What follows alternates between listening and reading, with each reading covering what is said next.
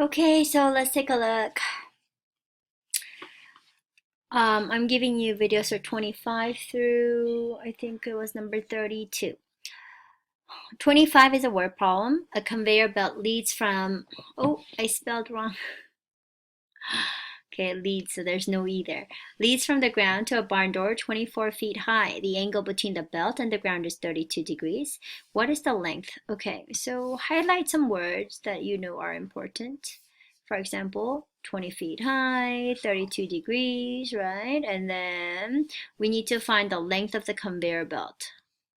Ooh, there's another one, nearest foot. Okay, so we need all that information, right? So let's go ahead and draw. This is going to be the conveyor belt, and then the door is how many feet high? 24 feet high. So I already know that this is 24 feet high. That's where the door is, and this is the conveyor belt going up. And then let's see what else. What other information? So we already know this is 90 degrees. And then the angle between the belt and the ground. So this one is 32 degrees right here. In case you can't see, let me change the color. That's 32 degrees right there. So what is the length of the conveyor belt? And so they're asking for this. That's the length of the conveyor belt. And don't forget, it says to the nearest foot. Okay, so there you go. We have SOH CAH TOA, right? So sine is equal to, opposite leg over hypotenuse, right? And then cosine is equal to so chi is adjacent leg over hypotenuse. And then tangent is opposite leg over adjacent leg, right? And so what we're supposed to do, we look at the information that we have, right? So this one is obviously the hypotenuse. And then this one, using this angle, is the leg that's far away. So that's going to be your opposite angle. So let's see, which one has H and O? Oh, right here, H and O. So what do we have to use? Sine, okay? So, you know, whenever you see a word problem, and I gave you many word problems for you to practice, right? So whenever you see a problem, first draw the triangle, set it up, and then you have to figure out what information you have to, so you know which one to use, sine, cosine, or tangent, okay? So in this case, you have to use sine. So I'm going to go ahead and put it here. Sine 32 degrees equals, sine is opposite leg, so that's going to be 24 over hypotenuse, which is x. So then again, we put this over 1, and we all know how to do this. We have to cross multiply. So x times sine 32 is equal to 24 times 1, right? And we want to find out what x is equal to. We don't really care about everything else. So we got to get rid of it, right? So how do we get rid of it? We divide both sides by sine 32 degrees. I know you guys are going to tell me, Miss Choi, where's your degrees? There you go. So then we know that we're going to cancel that out. So I'm going to erase this over here. So we're going to be left with x equals 24 over sine 32 degrees. And we know we have to use our calculator. So let's go to our calculator, right? So it's desmos.com, right? And what I realize is that you can't really see the screen on this side, but I don't know how to. Ooh, let me see what I can do. Okay, there you go. So what you gotta do first is you gotta make sure that you go here and you click on degree mode, okay? That's the most important thing because we're working with degrees, okay? And then you have to go ahead and put your equation, which is 24 over sine 32. 24 over sine 32, okay? So I don't know if you can see it, but there you go. And then so what you're going to do is your answer is right here. So it says round to the nearest foot, didn't it say? So it's 45 point, and then the rest of them have to be dropped. So the number after the 5 is a 2, so you can just drop it. So your answer is what? 45 degrees. Okay, so let's go back. X equals 45 degrees. And we put our answer like that because it said nearest foot, so there's no decimal, okay? So make sure you read the question really carefully. Let's move on to the next question. Actually, this is number 28. So let's move on to number 26. And this one says, P is a point on the terminal side of theta in standard position. Find the exact value of the 6 trig functions. Oh my goodness, look at all my spelling mistakes. F-U-N-C-T-I-O-N-S for theta. I'm sorry. Okay, so anyhow, let's go ahead and graph this first. So the terminal side means the ending side of this angle is in standard position. So that means the angle starts like from here. And then it's gonna go all the way around. And where's negative 7 point negative 5? So on the x-axis, let's say this is negative 7, and then on the y-axis, let's say this is negative 5. So then my point is like right here, okay? So basically we have an angle that goes like that. Okay, and so now we want to find the exact value of the 6 trig functions, which means sine, cosine, tangent, and then secant, cosecant, and cotangent. So that's 6, okay? So let's go ahead and work on this. First thing we have to do is we got to figure out, we got to draw the triangle, right? So we draw it like this, okay, like that. This is the 90-degree angle. And so how long is this one right here? Yes, 7, okay, because it was from 0 to negative 7. How long is this one right here? Yes, 5. That's too easy. So then how long is this? We had to use the Pythagorean theorem because this is 90 degrees, right? So that's the first step we're going to do, okay? We have to go ahead and find r, right? This is r. So that's what we're going to do. 5 squared plus 7 squared equals r squared. So that's 25, 49. When we add them, you get 74.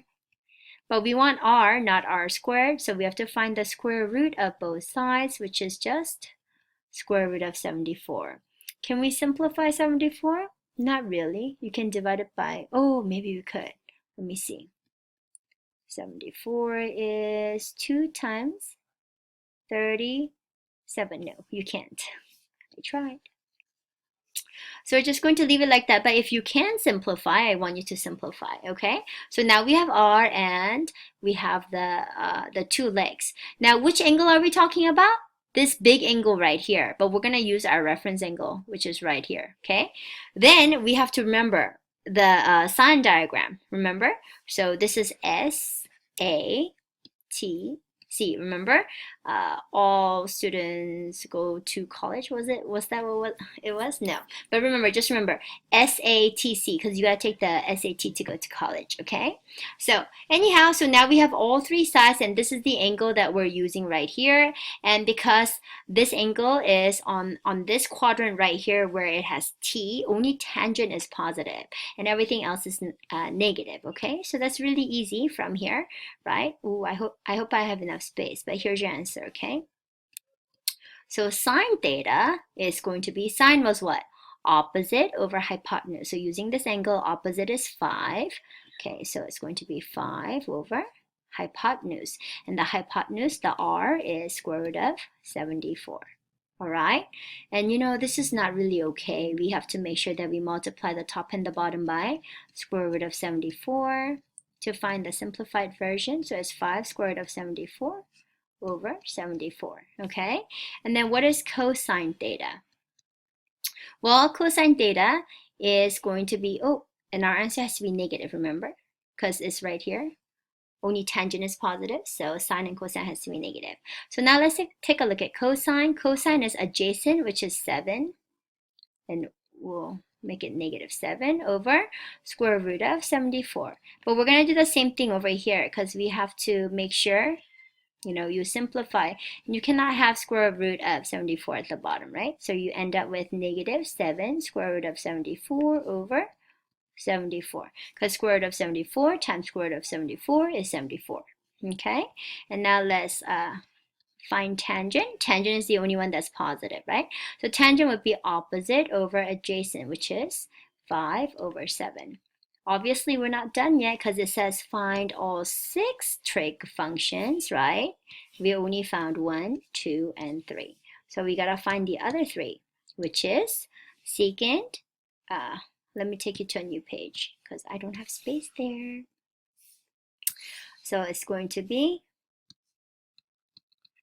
sine was -5 over square root of 74, and then cosine theta was I have to look, -7 over square root of 74, and tangent theta was 5 over 7.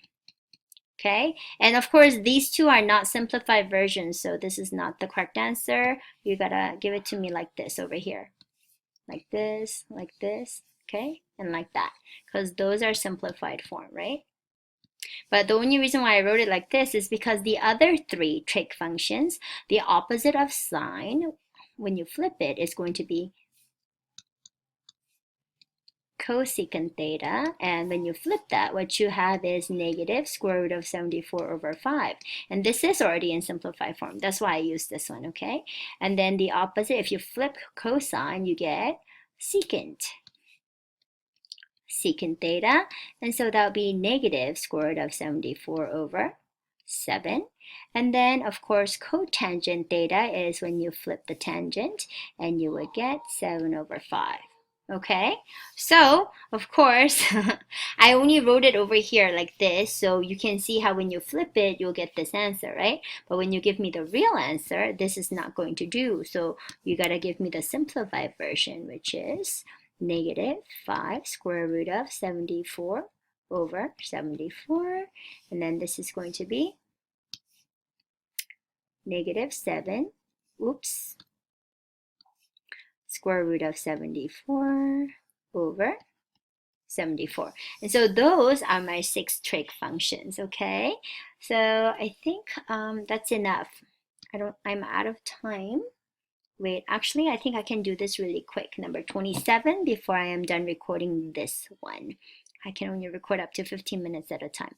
Converting from radians to degrees or degrees to radians is really easy. You have to multiply with either 180 degrees over pi, because they're the same, or pi over 180 degrees. And how did I say you're supposed to select? Depending on which one you want to change it to. So if you already have a pi on top, you know that you can cancel out the pi with the pi at the bottom, so you know you're going to use this one, right? So let's go ahead and multiply it. 180 degrees over pi. So the pi gets canceled out. 6 goes into 180 30 times. So 5 times 130 is 150 degrees. All right, now let's take a look at 300 degrees. Obviously, we're going to multiply that. We're going to change that to radians, so we got to cancel out the degrees. Degrees is at the bottom. So that's what we're going to multiply by. So let's go ahead and multiply that with pi over 180 degrees, because we know that the degrees get canceled out, okay? Let's see, 300 and 180. Both of them can be divided by 10. Okay, so then you might think that, oh, we are done. Now we can just multiply across. 30 times pi is 30 pi. And then at the bottom, I only have 18 left. This is not the correct answer because you can see that you can simplify some more, right? So 30 and 18, we can tell, can both be divided by 6. Maybe instead of doing it like that, maybe I could just say divide by 6, because you can do that. Divide the top and the bottom by 6, okay? So 30 divided by 6 is 5 pi over 3. And that's it. So I'm going to stop recording this, and then on the next video, I'll continue going on.